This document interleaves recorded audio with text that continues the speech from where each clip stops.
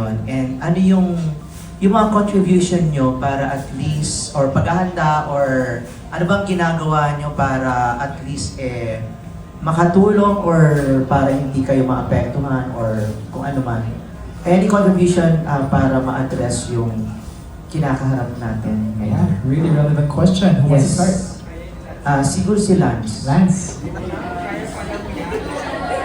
Oo, yung crisis nga, syempre, malapit tayo maubusan ng, di ba, ng energy and magiging parang baka maubusan, baka irarasyon na yung tubig and all, tapos yung mga kuryente daw and all because walang tayong masyadong reserve ng oil or gasoline or kung ano man.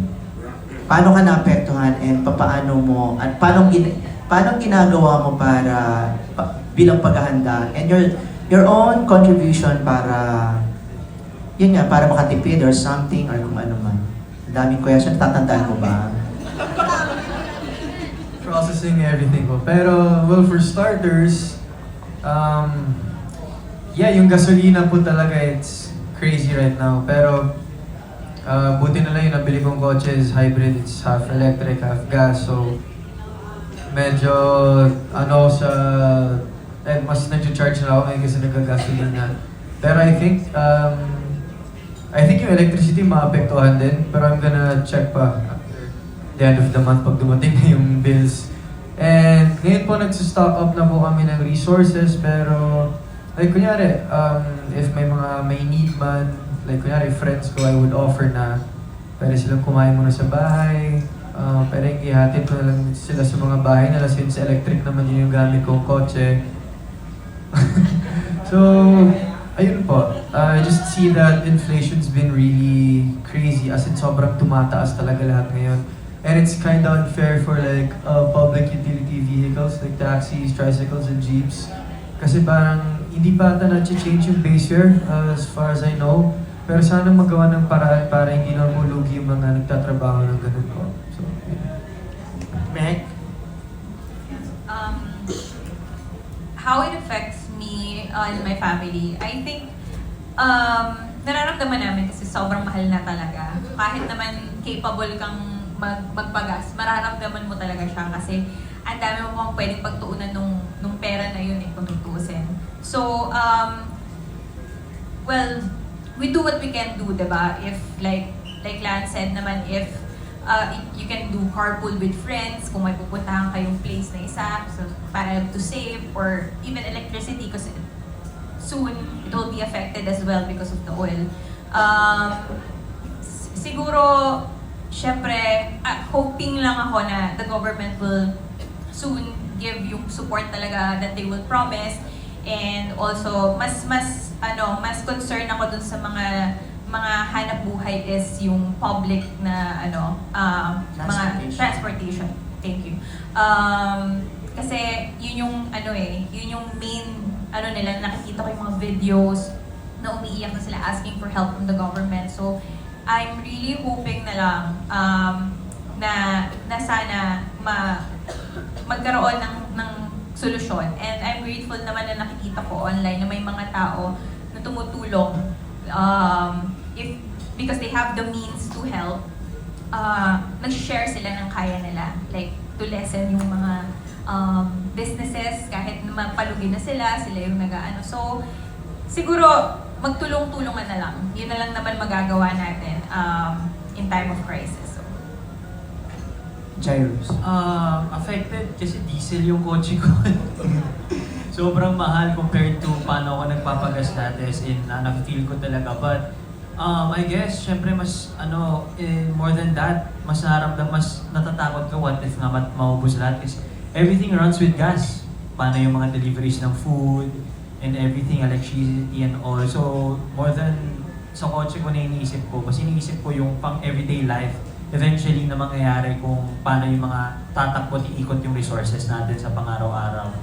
So, yeah, siguro ako, in a way, preparation. Ngayon, actually kanina nag-check ako ng mga portable na mga power stations. I'm planning to buy one para sa bahay that also could be powered or recharged by solar. Kasi malaking tulong talaga ngayon yung mga solar equipped na mga bagay. And then,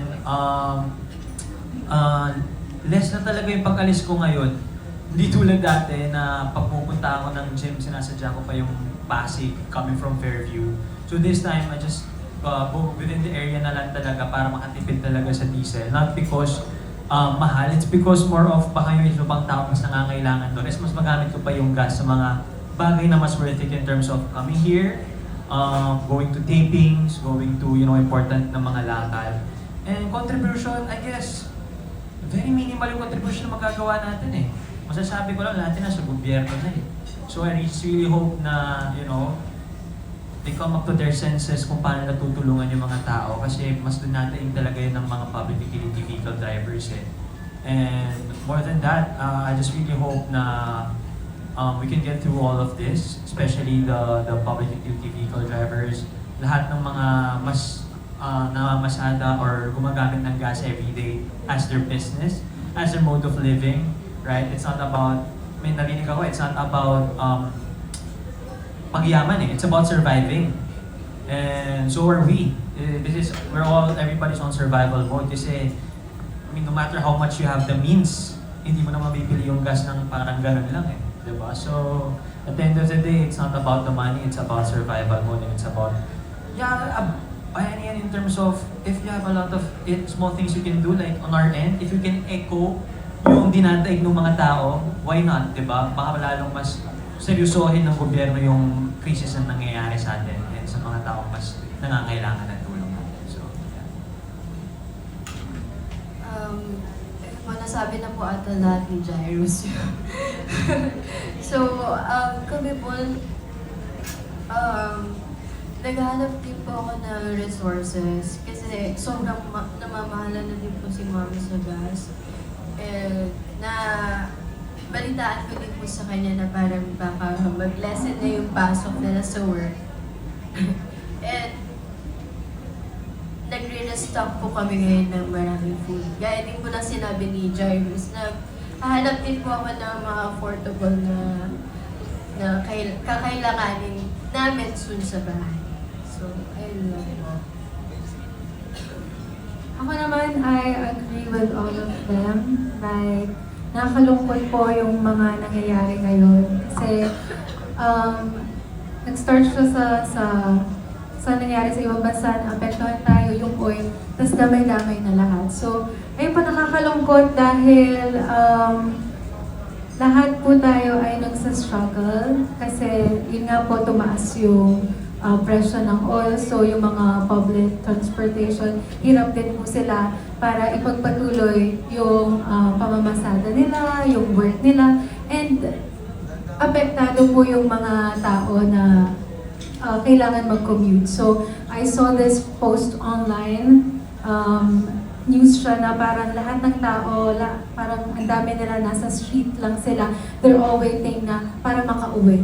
Tapos may nakita pa rin akong post na 6 hours or 9 hours waiting for like car para makauwi. Tapos mag-work pa sila. Tapos parang isang oras na lang or konting oras na lang para magpahinga or para makasama ang pamilya nila. Then kailangan na naman nilang umalis. So lahat po talaga apektado. And yeah, I think what I can do right now, siguro para sa akin po, wala naman kasi akong kotse, nagko-commute lang ako. So mahirap din po sa part ko na mag-book or maghintay po ng public transport. Siguro, yung family ko in Batangas, wala naman po kaming electric car or hybrid na car. So, ayun, I'm saving up money to support them because yung business namin kailangan talagang ng kotse because we deliver things, ganyan. So yun, hirap din po talaga. And I think kailangan siguro mapagtuunan po talaga ng government ng pansin yung itong nangyayari ngayon. Mapag-usapan po talaga and magawa ng paraan. Kasi nakakalungkot at nakakaawa ang struggle po ng bawat Pilipino ngayon. Yan lang po. Okay, so I'm sorry to cut this short. Since we have very limited time and we have still a long line of people to ask, but this is a very good, beautiful and relevant question. Thank you so much for asking that. Well, we have to cut that for now. I know you have so much to say about this issue, but for now, let's